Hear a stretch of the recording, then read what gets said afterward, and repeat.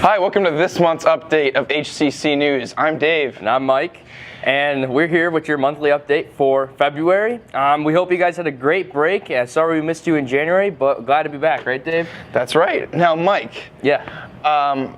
It's tough to say this, but this is your last semester as a Holy Cross student. This is my last semester as a Holy Cross student. I have enjoyed my time here. It's been a blast, and I look forward to the future. Are you ready to step out into the real world? I hope so. I feel as prepared as I am right now, and I feel my classes have prepared me and my professors, and all the things I've done. Yeah, I personally have you to thank for a large reason I'm here is because of you. Yeah, that's right. Mike was, I shadowed him my first time at Holy Cross. He was late to my interview. I was very late. Always remember that. And I was wearing pajamas. And now I'm here. And he's here. Yep.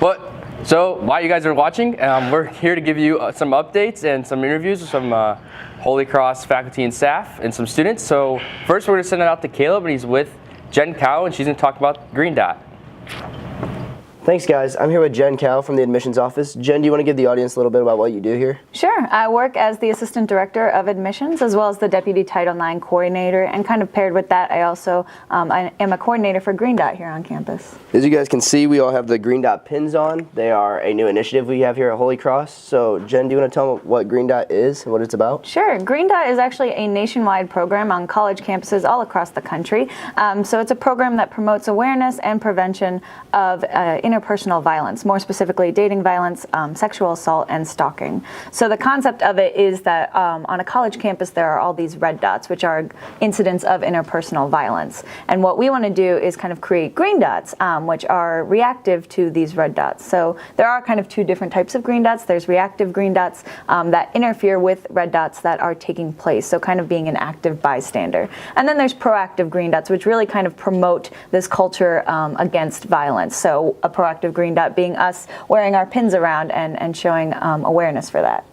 Now, is this a Holy Cross only movement, or is it tri-campus wide? No, actually, the other two schools in the tri-campus, St. Mary's and Notre Dame, have already initiated it. So St. Mary's was the first of the tri-campus to do it about 6 or so years ago, and then Notre Dame picked it up 3 to 4 years ago. Okay, so are there any events that are going to be held for the tri-campus to get together and talk about Green Dot? Absolutely. We're really hoping to start doing some tri-campus Green Dot events. It will likely take place kind of next academic year, since we're just kicking it off on Holy Cross's campus now.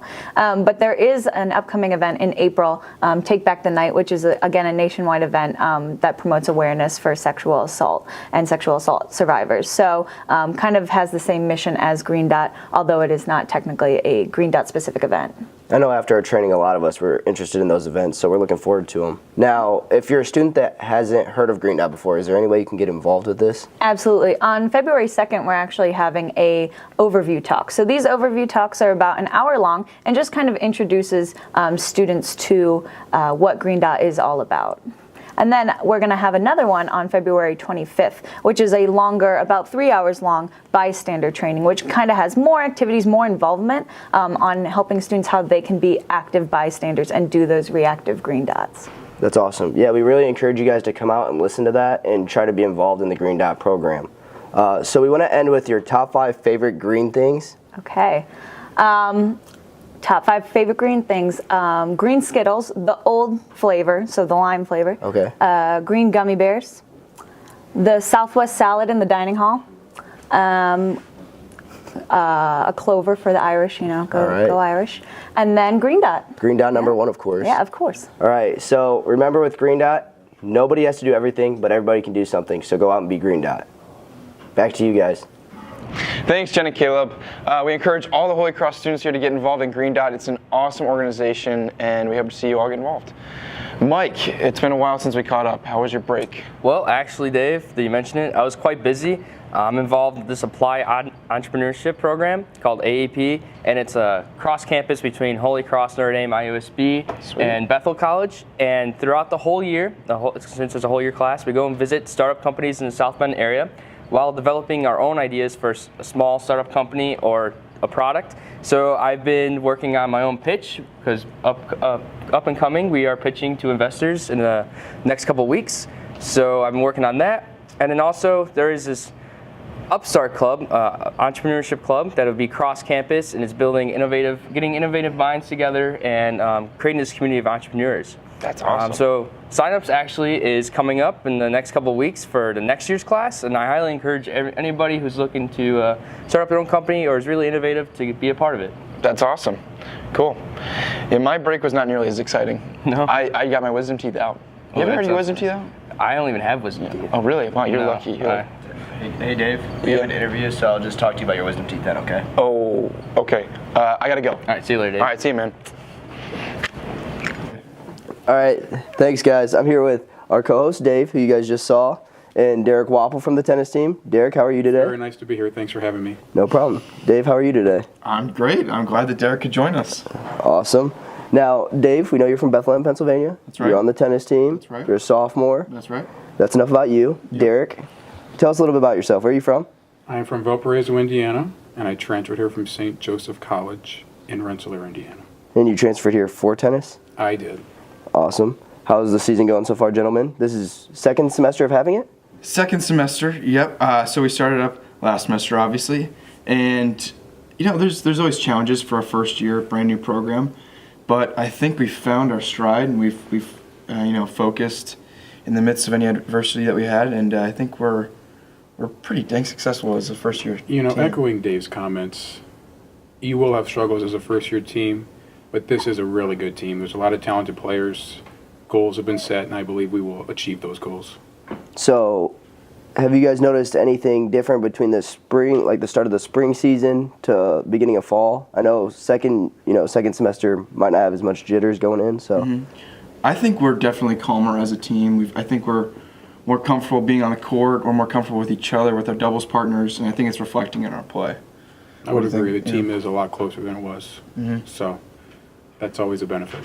Good. Now, for me personally, I played tennis in third grade. A Nice. few lessons, dabbled in the art. Wii tennis Yes. and topspin on the Xbox. Nice. Would I have the ability to make the team? I mean, I would say, You won't hurt my feelings. You could be okay, honest. I would say if you reach pro on Wii tennis, I was, but yeah. if you can reach pro level 1,000 or higher, I see you come up for the team. All right. I just think you should just stick to the Wii tennis. All right. Well, I'll be there next spring, and Derek, I'll challenge you for your spot. So, now, how have you guys responded to this first year? I know being a new program and all that, you might not have respect from the outside schools. You guys might be a little nervous, trying to get used to each other. How have you guys bonded as a team and connected over that? I think like being challenged like as a first year team,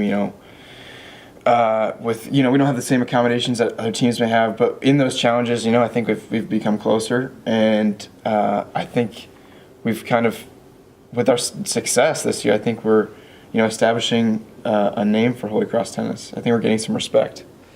I mean, I would agree. Dave always says the best words. But, I mean, as a first-year team, other schools may look down on you. They may not know how good you are, but you go out there and beat them, and you show them how good you are. That's right. Now, Derek and a few other student athletes here have experience playing tennis at the college level. So, have you learned anything from them? Like, have they given you any advice before your matches, or are they just letting you do your own thing? Well, it's a mix of both. The big thing I've learned from players who have transferred in to play tennis, who have played tennis, last year or whatever, is how to stay composed on the court and really just not get flustered when things are not going your way. Because you're going to have those days when you're just not striking the ball well and you just don't feel good. But the trick is to just stay composed and play the best you can without getting frustrated. And that's the key to a lot of our successes this year is we've stayed composed against teams that probably have, some more talent than us, but, we've stayed composed when it matters. All right. And we come up with a W. That was beautifully said. There's not much more I can add to that. All right. So, we like to have a little fun with the last question we ask you guys. The last question for you guys is, you're trapped on a deserted island. You have one teammate with you. Who do you pick? Dave, you first. Oh, man. I think, I'm not just saying him because he's here. I would have to say Derek. Just because Derek's like, he's the guy that just has like a bunch of hidden talents that you never know about until like he just like shows you. I could picture this guy like on a desert island just like starting a fire like it's nothing. And just like coming back, he's missing for 3 hours and he comes back with like a net full of fish.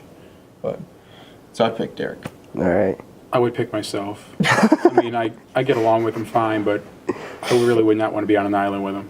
I mean, that would just be way too much to handle. That's understandable. I live with the guy, so Yeah, I exactly. get it. You understand. Yeah. All right, guys. I think this interview was an ace, so we're gonna send it back to you.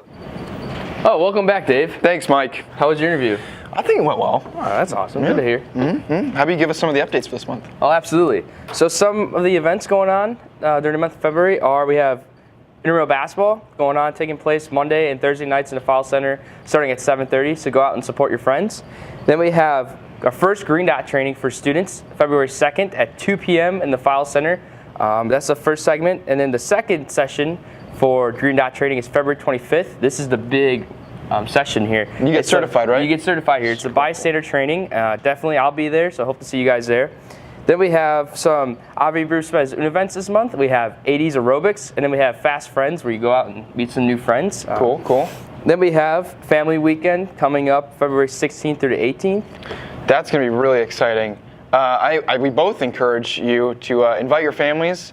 There's going to be all sorts of cool events, and I know for students like me who live many miles away, it's going to be great to see our families again. So yeah, get excited. Yeah, it's awesome.